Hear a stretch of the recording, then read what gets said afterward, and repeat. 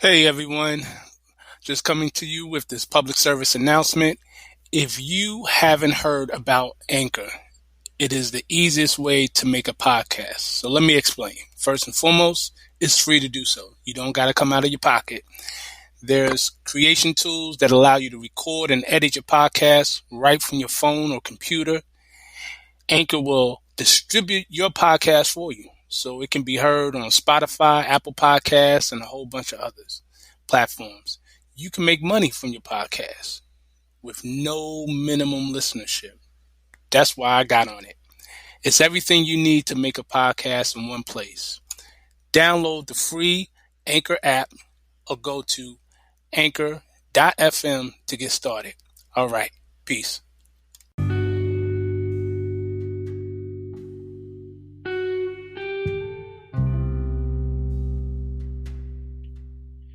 Peace. We are back once again with Masterminds with Brother Shem L. I'm your host, Brother Shem L. And I'm thankful and grateful to be back once again to do another podcast episode. First, as always, I want to thank everyone who's listening, who has been listening, new listeners, people who've just been supportive. Every part of it is appreciative. So I thank you all because y'all keep me going. I also want to say, give special honors to the original Titan. She was gracious enough to have me on her show where she interviewed me. So for those who are not familiar with the original Titan, please go on, check her on YouTube, The Original Titan, and you'll see it under the title of The Original Titan Interviews Brother Shemel. We had an interview for about an hour. It was very informative. We touched a lot of different topics, and hopefully I can get her on my podcast and we can interview her. She's an exceptional person, genuine soul, and is very, very knowledgeable. So if we can make that happen, if she's willing to do that, that would be awesome. Just want to let you know that coming up very soon, it's official.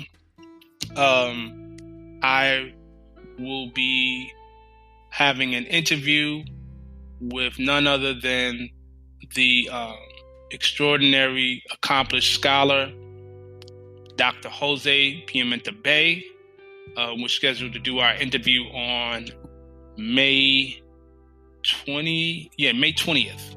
May 20th, which is actually on a weekday. But of course, it will be recorded. So, of course, if you're not able to make the live stream, you'll be able to see the playback, the recorded playback. So I know he's going to get into a lot of information. This man is a wealth of knowledge. So I'm really excited about this. I'm actually going to get back into the interviews. Pretty heavy. I'm excited. This has kind of sparked my excitement again to do interviews. So look forward to me doing more interviews. Of course, I'll be doing podcasts like this where you'll just hear me, but look forward to these interviews. I'm looking forward to have conversations with some true masterminds, some enlightened minds that can share their perspectives and their knowledge and their wisdom on a lot of things. So I'm excited about that. So we're going to get into the Harmonies of Life. That is Harmonies of Life. That's the topic at hand. And of course, as always, we're going to go into our Circle 7, specifically Chapter 3, as the foundation. But before I do that, I want to just make a note. This is kind of just me just being open and revealing myself a little bit without going in too much. This past week, just to be open with y'all, has been definitely a test to say the least. It's still not over. Definitely things that come in your life, things that affect you and your family, your loved ones. It's definitely a test, to say the least. And without speaking too much on it at this point, I'll say I had an interesting conversation with my aunt this morning, and she made a statement that hit me. She said, "You've always been a strong one in the family. I'll tell anyone that." And this is definitely a dear person in my life. She's one of my favorite aunts, even though I know we shouldn't have favorites. She truly is. Just the relationship we had since I was a child. And that hit me. That actually hit me very hard because, it's one of them things where you don't know what people see in you. I've been on the spiritual journey for a long time. And I kind of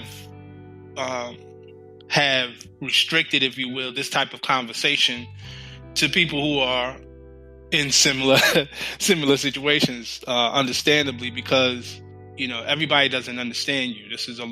This could be a very lonely road, which is why I'm glad I have this podcast, because it allows me to tap into or reach out and have conversations with people from around the world who share the same thing, who've had similar experiences, who have the same interest. But when your close families, when they have conversations with you, and every now and again they'll make a statement to acknowledge that there's something that makes you unique in a certain way, in a spiritual way, it's just very interesting. So just wanted to share that, so that's been on my mind. And with that, we'll get to the lesson. So I'm going to go ahead and read chapter 3, the circle 7, Elihu's lessons, the unity of life. I'm going to start with verse 5. There are two selves, the higher self and lower self. The higher self is human spirit, clothed with soul, made in the form of Allah. The lower self, the carnal self, the body of desires, is a reflection of higher self, distorted by the murky ethers of the flesh. The lower self is an illusion and will pass away. The higher self is Allah in man and will not pass away. The higher self is the embodiment of truth. The lower self is truth reversed, and so is falsehood manifest. The higher self is justice, mercy, love, and right. The lower self is what the higher self is not. The lower self breeds hatred, slander, lewdness, murder, theft, and everything that harms. The higher self is the mother of virtues and the harmonies of life. And I'll just stop there. So, when we get into the aspect of harmonies, harmonies is a very, it can be interpreted many different ways.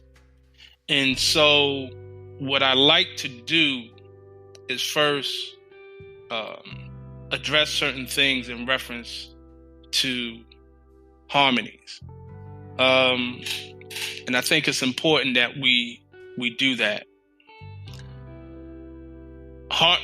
It said the harmonies of life, not the harmony of life. So there's multiple harmonies. When we think of harmony, we think of being in unity, cohesiveness, everything being smooth, no conflict, things of that nature.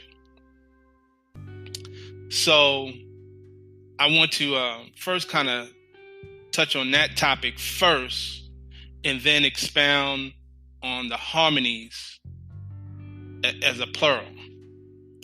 So one of the things, particularly in Moor science, what we do is we honor all true and divine prophets, right?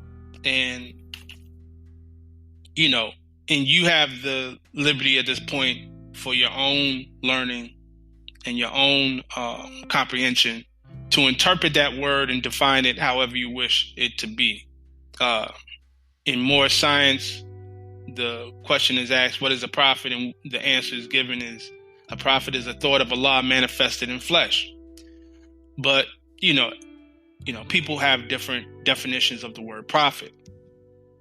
Now, when we deal with harmony, okay, in order for there to be a harmony, you have to ask yourself, in harmony with what? Okay. So one of the prophets that we give honor to is Confucius. Now, you'll hear many Moors speak about Confucius, at least in passing when it comes to the prophets that they honor. Confucius, Buddha, Jesus, Muhammad, etc. However, you don't hear a lot of conversation or in-depth teaching in reference to Confucius. Many people who are not into Confucianism do not know what Confucius really taught, honestly. So one of the things that we find with Confucius, there is a book entitled The Great Learning. It's one of the 4 books in Confucianism, okay?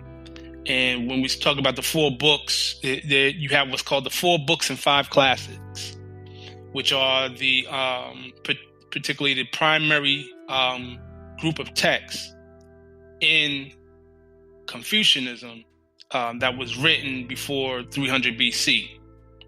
So the Great Learning actually came from a chapter of another book called the Book of Rites.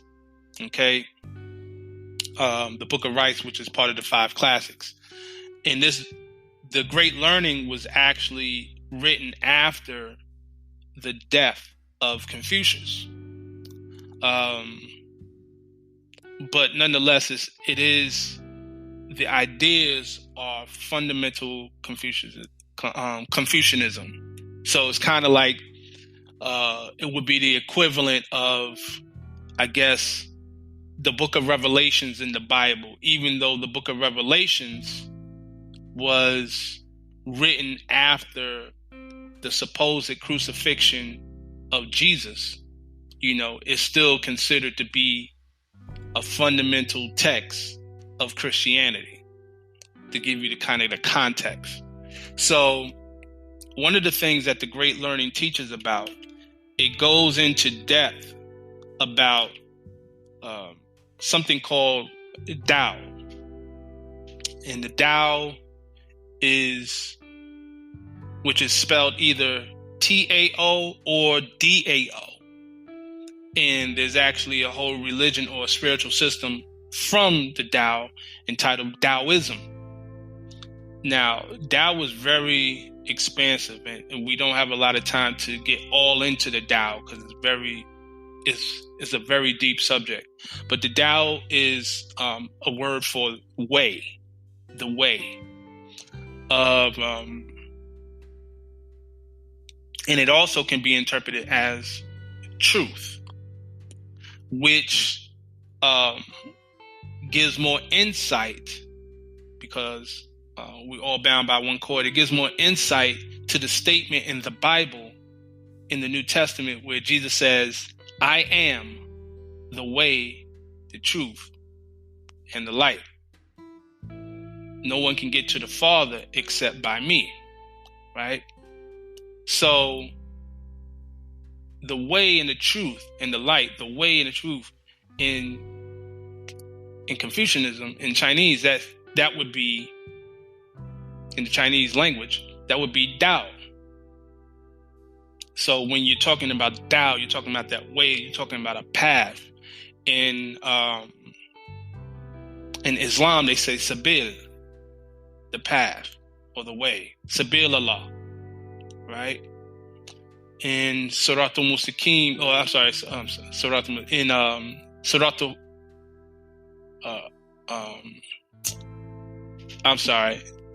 Surat al-Fatiha, Surah Fatiha, right? In Fatiha, which is it will say Siratul Mustaqim, Sirat, which they say is a straight and narrow path. There is always a concept in all of these spiritual disciplines where it talks about a path, a way to truth, connected to truth. So when we speak about the higher self being the divine within man, right? When we speak about the higher self being the embodiment of truth, that is another way of it being the embodiment of the way. So your higher self is that connection to the all, to reality, harmony with the absolute, right? As taught by Confucius, right?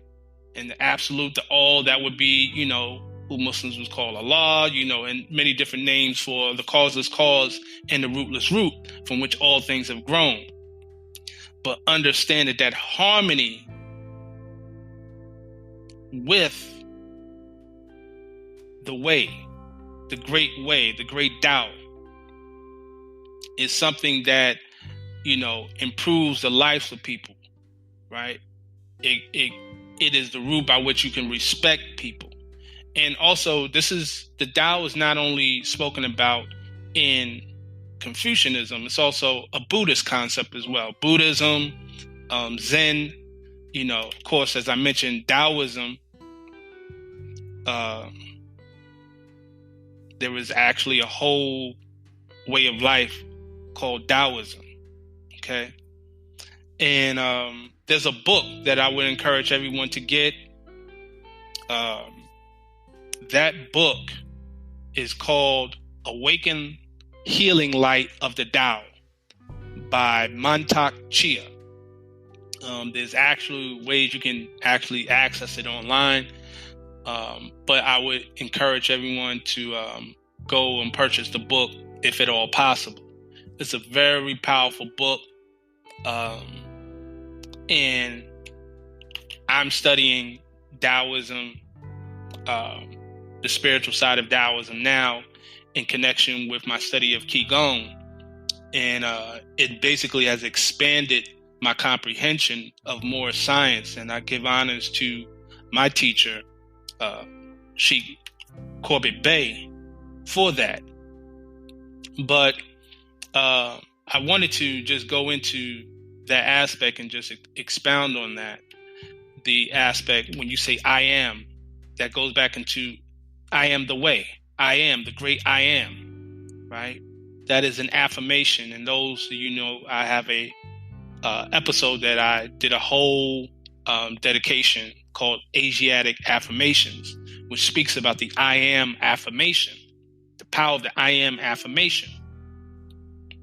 So I am the way, the truth, right?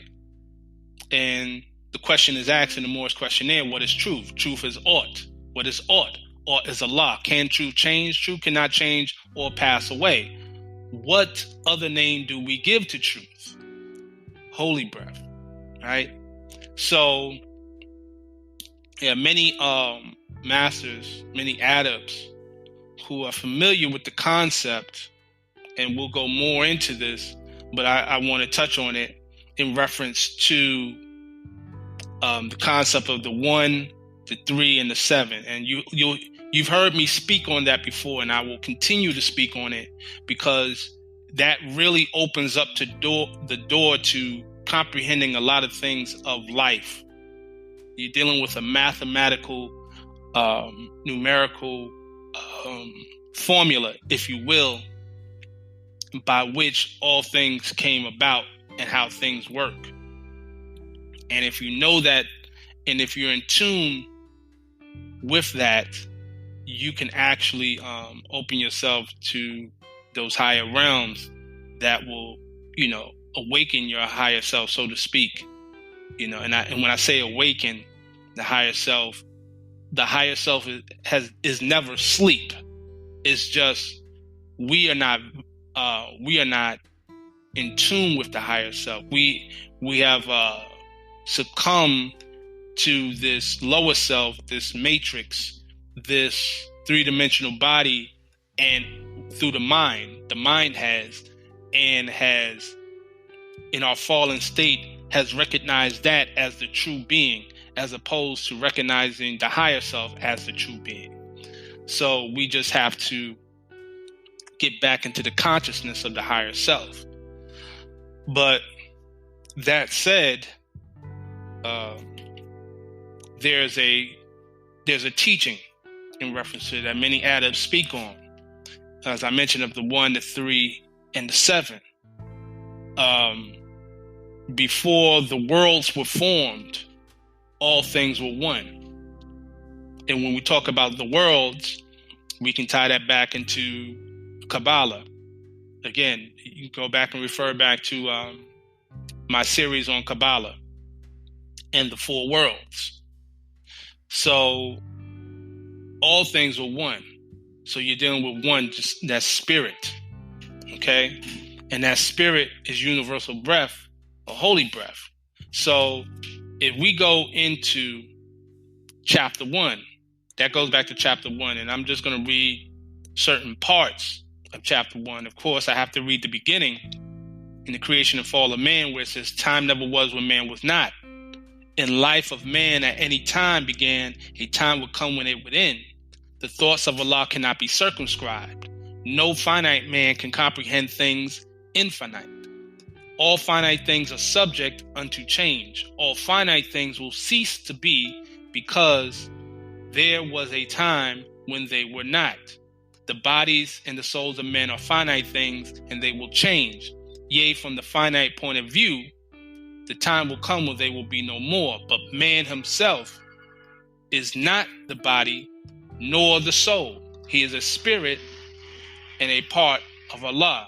So just with that statement, also knowing that wisdom speaks from out the highest plane of spirit life, we know that, the origin of everything is spirit. And even in the front of the Circle 7, officially known as the Holy Quran and the Moor Science Temple of America, divinely prepared by the noble prophet Drew Ali, it states, by the guiding of his father God Allah, the great God of the universe, to redeem man from his sinful and fallen stage of humanity back to the highest plane of life with his father God Allah. And that is raising your vibration. So that's another way of saying raising your vibration to the highest level of divinity, to all, to that oneness. Okay? Because now we're in a multiplicity of things where we look at things as separate, but getting back to that oneness, that reality, that true reality of oneness. And so you start off with the 1, okay? Now that 1, becomes 3. That's where you get the triune concept from. As I mentioned, is that thought is 1, yet it is more than eternal thought is 1. In essence, it is 2, right? That intelligence, that intelligence, and that and the intelligence and the will, which when they combine, they bring forth a child, and that child is love. And I'm paraphrasing that statement, and adepts know what I'm talking about. But you're getting to that. That's the wisdom, will, and love. Wisdom, will, and love. When we go into the teaching of the triune, right? You're dealing with this universal Allah. So that's in chapter 10, where it says in verse 13, all people worship Allah, the one, but all people see him not alike. The universal Allah is wisdom, will, and love. All men see not the triune Allah. One sees him as Allah of might, another as Allah of thought, another as Allah of love. A man's ideal is his God, and so as man unfolds, his God unfolds. Man's God today, tomorrow is not God. The nations of the earth see Allah from different points of view, and so he does not seem the same to everyone. Man names the part of Allah he sees. Right? Man names the part of Allah that he sees. And I want to make this clear. He names the part of Allah that he sees. So, in order to name the part of Allah that you see, you have to look at it from a certain context. Okay? And it goes on to says, and this to him is all of Allah. And every nation sees a part of Allah, and every nation has a name for Allah. You Brahmins call him Parabrahm. In Egypt, he is Thoth, and Zeus is his name in Greece. Jehovah is his Hebrew name, but everywhere he is the causeless cause, the rootless root from which all things have grown. Okay? You're talking about the causeless cause and the rootless root from which all things have grown. So, with that said, you have to understand that. So that gets into the 3, from the 1 to the 3. By the time you get to the other part, right? You get to 11, chapter 11, then that introduces the 7. Okay? So, the 7, that goes into the part where it says, from Allah's own record we read, the triune Allah breathed forth and stood 7 spirits before his face. The Hebrews call these 7 spirits Elohim.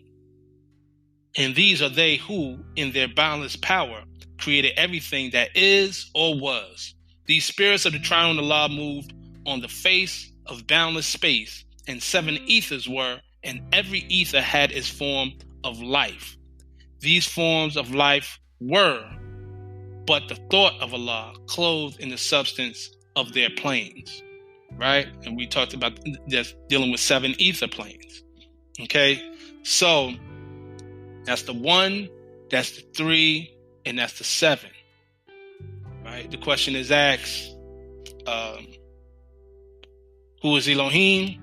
And the Moorish question there, the answer is Elohim is the 7 created spirits that created everything that ever was, is, and evermore to be. Right? So, and it's the Elohim that is mentioned in Genesis chapter 1, verse 1, where it says, let us make, not 1 verse 1, but it is in 1 verse 1 where it says, in the beginning, God created the heavens and the earth. That's Elohim. The term for God there in Hebrew is Elohim. And the same one that said later on in the same chapter, let us make man in our image and after our likeness. I think it's chapter 1, verse 29, if I'm not mistaken, of Genesis. Okay?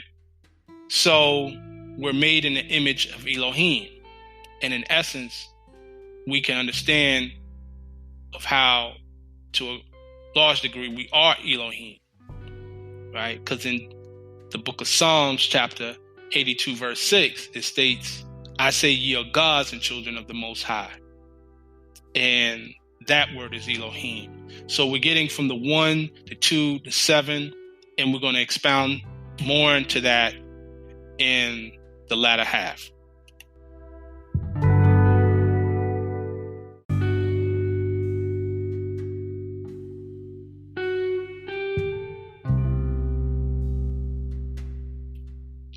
So when we speak about the Tao, as we mentioned earlier, in ancient times, men in the East said that the Tao is the name of universal breath, right? Holy breath, as we talk about. So Tao is another way, as I mentioned, is the way, it's the truth. What other name do we give to truth? Holy breath. What have you to say about the holy breath? All we could say, it is great, it is good, it was, it is, and evermore to be. Amen. Those are 2 questions in the questionnaire. What other name do we give to truth? And what have you to say about the holy breath? So when we understand that the ancients would, and the ancient Chinese nation, the ancient Chinese people, would refer to that truth, that way, as Tao, and that was the name used for universal breath, or the holy breath, we have an understanding of what I was mentioning before about how every nation has a name for the omnipotent, okay, as we read from the Circle 7. Now, with that, this holy breath, right, this great Tao, it has no manifesting form. It has no passion, and really, it has no true name. We give this a name, but really, it's beyond name. Okay, the one, it's beyond a name. Yet, this one has maintained heavens and earth, maintained the universe, causes things to grow, brings things into season, keeps the harmonies. That's the harmonies of life, right? And we have to understand that. We have to acknowledge that particular aspect of the harmonies of life. Now, another thing that I'm going to get into is another one of the names that's used for the 7 created spirits. But before I get into that, right? So we talk about the one. The one became 2. Remember, I talk about eternal thought, right? Eternal thought is one, yet it is more than one, right? And then we get into the aspect eternal thought is one. In essence, it is 2. So the 2 becomes the 3. That's the triune. And the 3 evolved the 7, which filled the universe with manifest. So when we speak about in chapter 11 about the 7 created spirits in their boundless power created everything that ever was and is, those are the manifest. So by the time you get into Elohim in the book of Genesis, you're getting into creation. You're getting into that last world. We talked about the worlds. That last world of action and formation, you're getting into that aspect where things come into a manifest. But before the manifest is the thought. So thought is beyond the physical form. And everything has to start with the thought, right? And the thought of the omnipotent is eternal. It's infinite. So the thing about the one, or if you want to say the all, is that regardless of your nature, regardless of your personality, whether you be good or evil, you're going to experience the same in nature. in absolute nature. Rain is going to fall, sun is going to shine, wind is going to blow on all of us. It's not like, only good people get rain, or only good people get sunshine and the bad people get rain. If we're all in the same area, it doesn't matter your personality, your religion, your race, your ethnicity, your nationality, you're all going to experience that nature, that absolute nature. That's how it works. So that lets you know it's beyond a preference. That's Harmonies of Life. Okay? So we as human, right? We have a spirit knit to this great Tao, to this one. Okay? And a soul that lives within 7 breaths of the great Tao, or the Tao Great. And a body of desires that springs up from the soil of flesh. Because when it speaks in reference to the actual chapter 1, right, of the Circle 7, we read where it says, now seeds are perfect, yea, as perfect as the source from which they come, but they are unfolded into life made manifest. But they are not unfolded into life made manifest. The child is as perfect as the mother is. So man, the seed, must become planted in a soil that he might grow, unfold, as does the bud unfold to show the flower.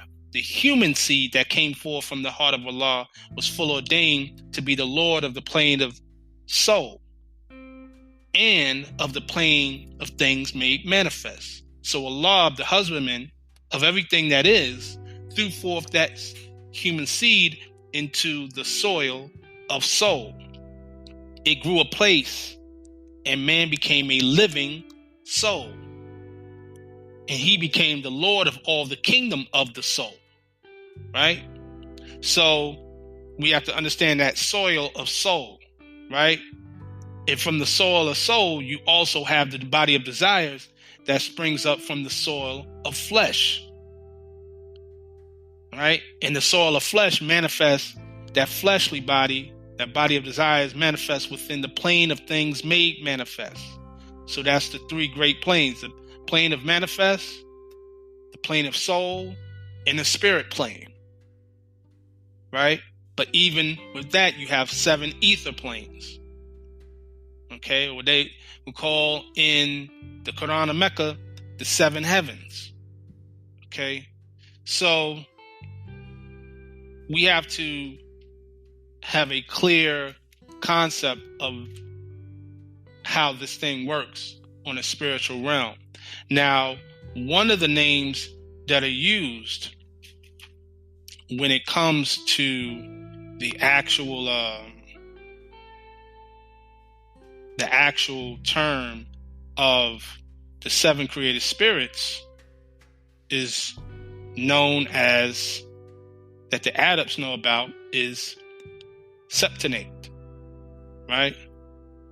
That's Septonate,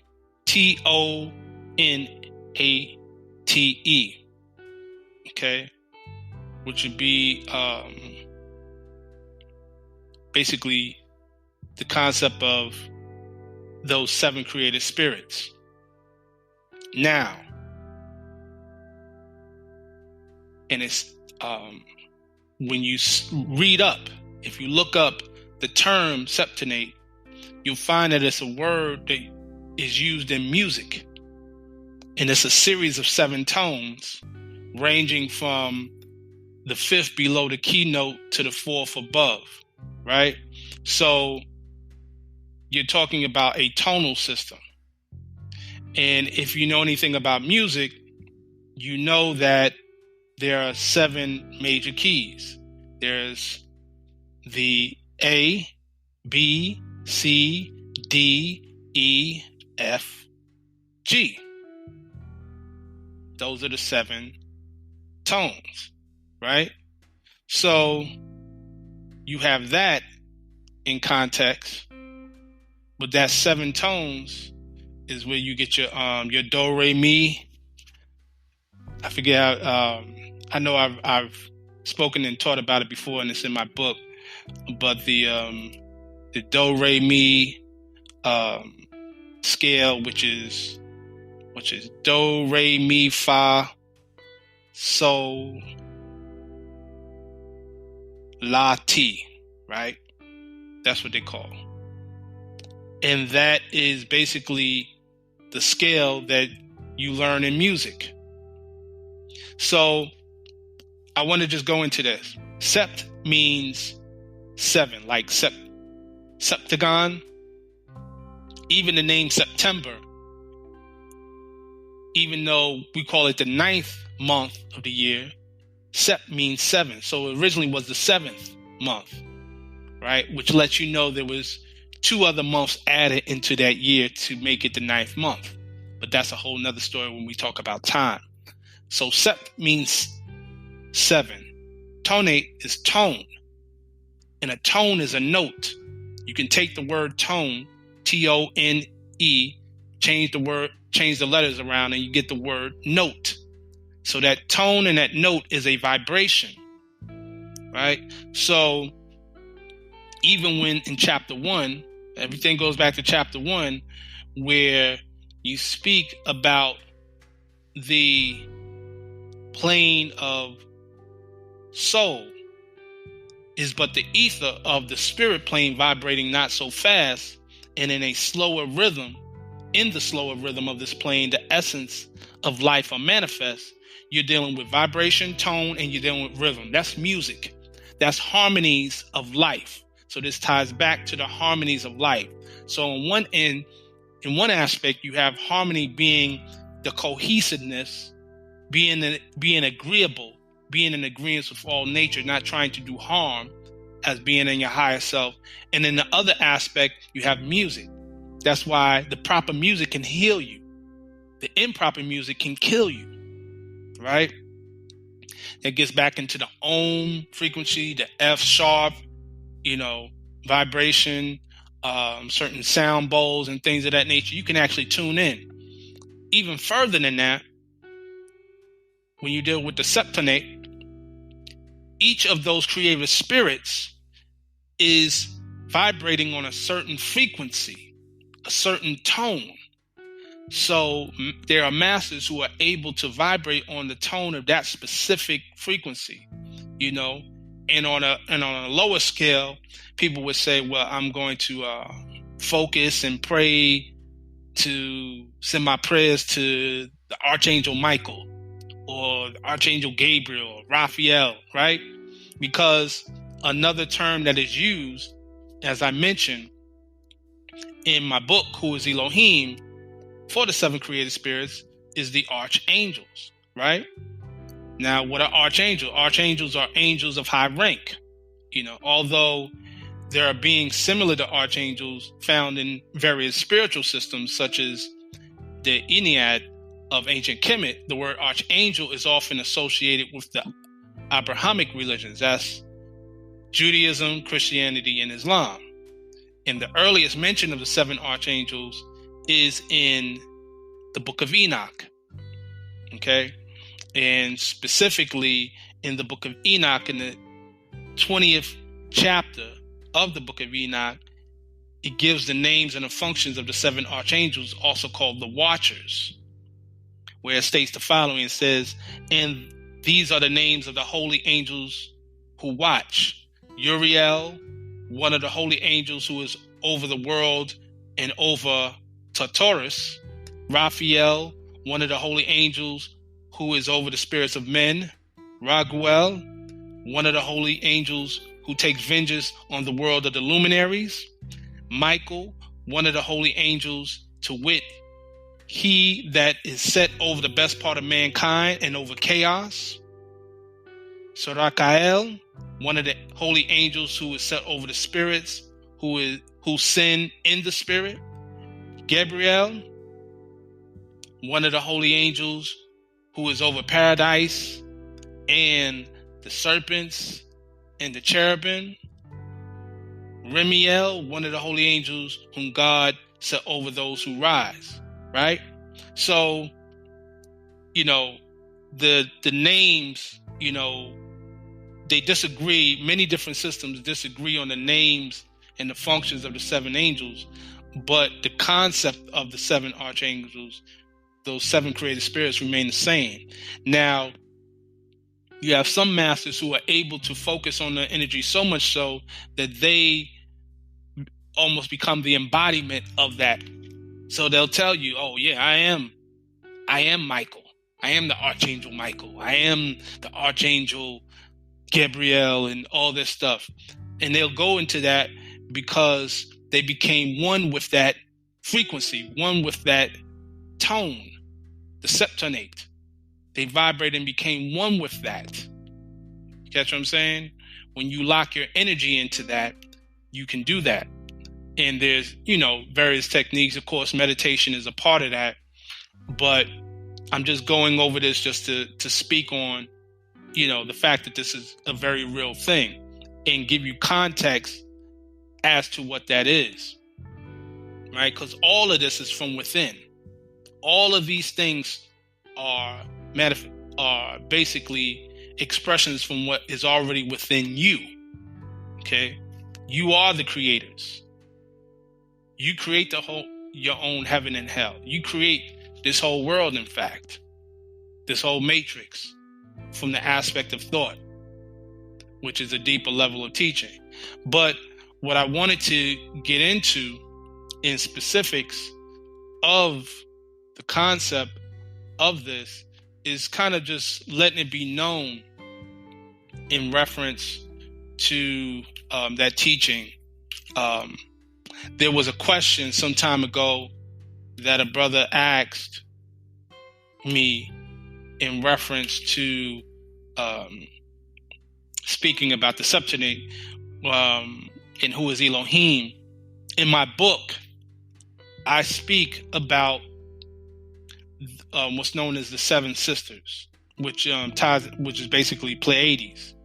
So I'm actually going to read a section of that book, of my book, and then, go into the answering the question that the brother had in reference to this, because it was very important. So in my book, right, of course I mentioned about that term, and there's also a term of the Nephilim, which means fallen ones in Hebrew. Okay, it's a derivative of the Hebrew word Nephil, which meaning fall. That goes back to the creation and fall of man, chapter 1, right? And the word Nephilim is what ties in Genesis chapter 6, verse 1 to 4, with the book of Enoch's accounts of these angels. So in Genesis chapter 6, verse 1 to 4, it says, when men began to multiply on earth and daughters were born to them, the sons of God saw how beautiful the daughters of men were. And so they took for their wives as many of them as they chose. Then the Lord said, my spirit shall not remain in man forever, since he is but flesh. His days shall comprise 120 years.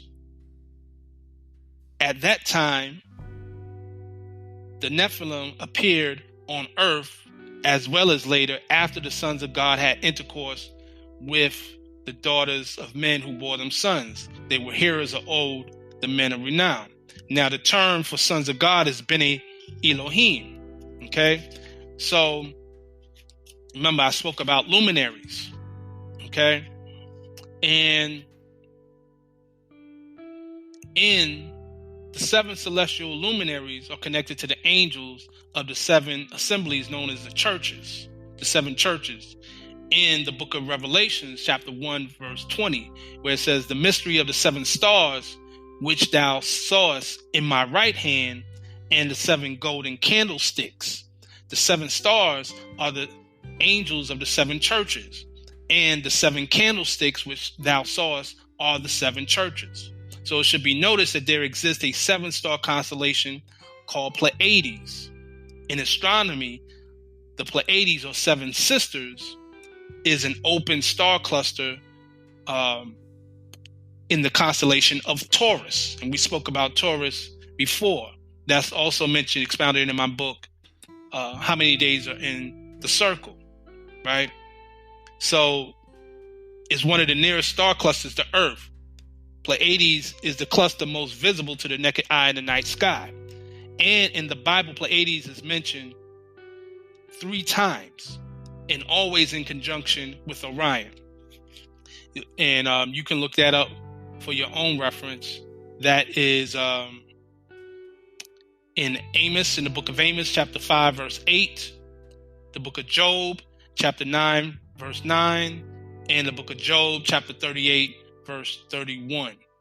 Okay, so Pleiades is always mentioned in conjunction with Orion. And we know about the belt of Orion. And now Pleiades has many meanings in different cultures and traditions. For example, in Japan, Pleiades is called Subaru, which means coming together or cluster in Japanese.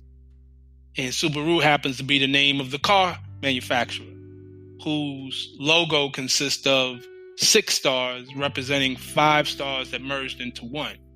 But Subaru means cluster. But that term Subaru, they also use for the star cluster known as Pleiades. Okay? And stars has always been associated with the angels, with the Elohim. Okay? So that goes into Kabbalah and all other type of things. But what the brother asked me was in reference to actually the energy of Pleiades. Okay? So this was basically what I spoke to him about. So there are those who know that Pleiades, the Pleiades constellation, actually gives off energy. It gives off a cosmic energy that you can tap into. Okay? This can actually be accessed with the help of the hypothalamus and the pineal gland. Okay? And this goes back to Taoism and the Tao, the teachings of the Tao and the Qi and the Qi and all that. So the Taoists regard this point as the main switch of the universal force. So when the spirit awakens, so to speak, it resides in this place. Now the pineal gland, which people will call the third eye, the inner eye, the first eye, etc.,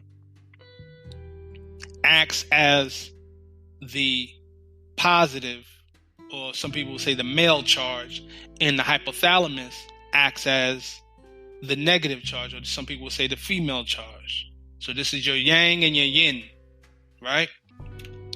So when they're connected, they give out a balanced force that's very powerful.